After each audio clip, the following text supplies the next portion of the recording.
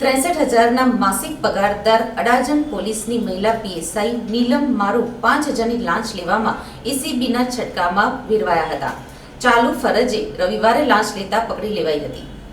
અડાજણની એક સોસાયટીના ગેટની બહાર વાહનોના પાર્કિંગના મુદ્દે રહીશોએ 4 દુકાનદારો વિરુદ્ધમાં પોલીસમાં અરજી આપી હતી.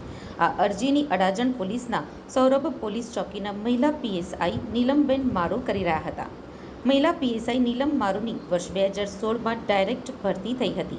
તેમની અમદાવાદથી સુરતમાં બદલી થઈ હતી.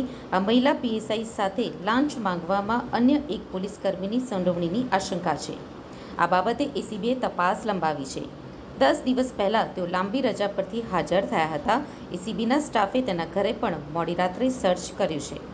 પીએસઆઈએ ચારેય દુકાનદારોનો કોઈ જ વાંક ન હોય છતાં તેઓની સામે કલમ 283 મુજબ કાર્યવાહી કરવા અને લોકઅપમાં બેસાડી દેવાની વાત કરી હતી, જેથી દુકાનદારો ડરી ગયા હતા.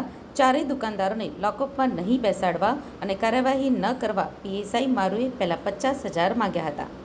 રવિવારે દુકાનદારે 5,000ની રકમ સૌરભ પોલીસ ચોકીમાં મહિલા પીએસઆઈને આપી હતી. પછી તેને શંકા જતાં દુકાનદારનો મોબાઈલ જોવા માંગ્યો હતો. તે મોબાઈલમાં અગાઉ 35,000ની લાંચ લીધી તેનો વિડીયો હતો. એ જોઈ મહિલા પીએસઆઈ ચોંકી ગયા હતા અને સ્ટાફને કહ્યું કે આપનો વિડીયો ઉતારેલો છે એમ કહી દુકાનદારની સામે 151 મુજબની કાર્યવાહી કરવાની વાત કરી જ એટલામાં એસીબી પહોંચી ગઈ હતી.